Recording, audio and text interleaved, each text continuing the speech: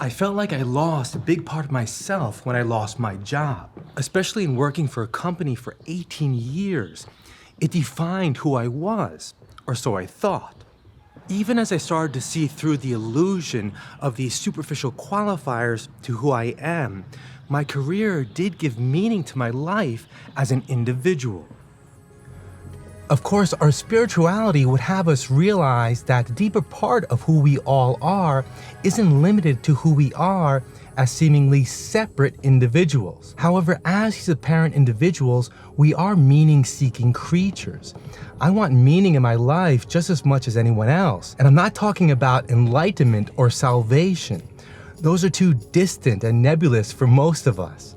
There must be something more tangible. But in this turbulent time for me, I'm starting to question what it could be. What's the meaning of life?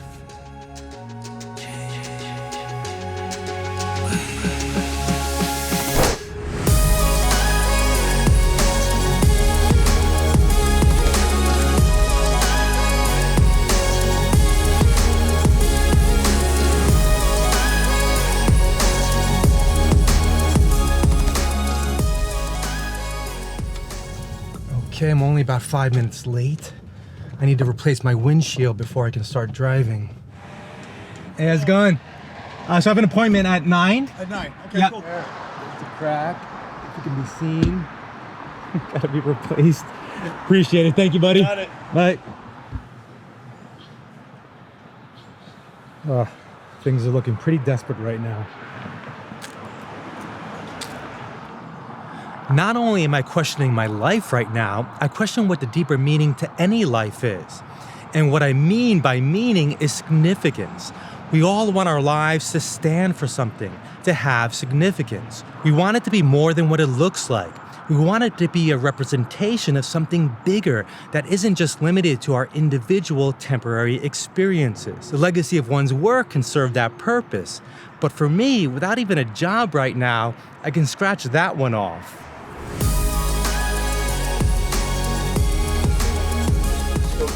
Scoping out the neighborhood. I do like a vlog style. I think I saw you down at the bus stop down there. Exactly. I was sitting there talking to the camera. You caught me. Ah, man, how embarrassing. Yeah, I vlog about the adversities of life and how I deal with them, and how, you know, life can just throw rocks at your windshield sometimes. Sometimes, yeah. I don't know how much meaning I'm going to find in this next stopgap solution to work, but we'll see.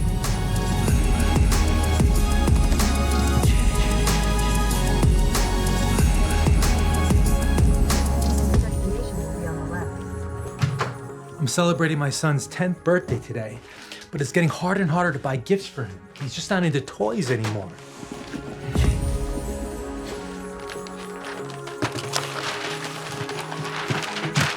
I don't like wrapping gifts.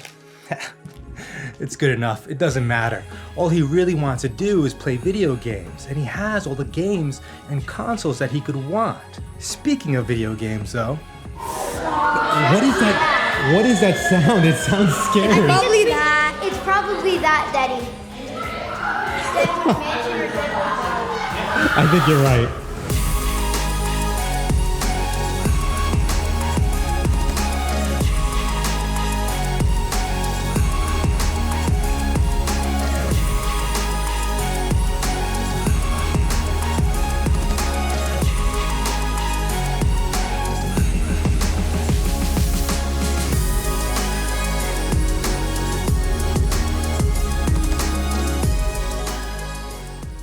Speaking of one's legacy, being a parent is another big one. It's the most meaningful aspect to my life right now. Heavily invested in this little guy, who I almost lost, who's not little anymore, 10 years old. Yay! Yay! Whoa!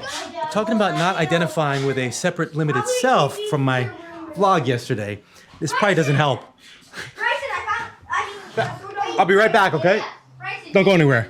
It's too loud in there. I'm sure they're fine on their own. I recently watched this video where Francis Lucille answered the question of what is life. But it seemed to me what the questioner was really asking is, how can she find meaning in her life? I feel like Francis started to answer in the beginning when he said, what matters is what it means to you. But then he seemed to not address the meaning question after. He goes straight to the absolute truth, the underlying reality of our lives. But she even said she's asking about the perspective of the limited person that she is, and not the unlimited reality that we all ultimately are. Non-dual teachers seem to often jump the gun to the ultimate truth of who we really are. But there's a long way before we can get there. And for all those who aren't yet enlightened, there must be a feeling of greater purpose to our lives. The questioner said she always thought there was more to life. And I'd agree. According to Advaita Vedanta, or the non-dual teachings, there's a single ultimate reality that's absolute and unchanging. And everything that happens is just an apparent manifestation of this reality, like a nightly dream that seems completely real to us when we're in it. The diversity of the seemingly real dream world and all the separate individuals in it. But when we wake up, we realize there were no separate individuals, and even nothing really happening. There was just one mind making it all up. According to non-duality, our lives are just like dreams. But even if our lives are illusory in the sense that our experiences are not what they seem, they're still experiences. We still live these apparent lives. Before we get to the absolute reality, the primordial ground of being, there may still be stages in between from what we see in our physical world to ultimate reality. Vedanta would call these the subtle and causal bodies. And there's a cosmic mind, the mind of God, or a greater and more comprehensive consciousness, as Jung would call it. In fact, according to idealism, even the physical world is actually the extrinsic appearance of intrinsic mental processes. As Bernardo Kastrup says, if this apparent physical world is just a partial representation of deeper mental processes, then everything that happens around us is pregnant with meaning. External physical events signify more than what meets the eye. This would support Jung's idea of synchronicities, coincidences of inner mental states corresponding to external physical events. These coincidences are based on associations of meaning. In this paradigm, the world becomes full of symbols. All the events in our lives have significance and are telling us something.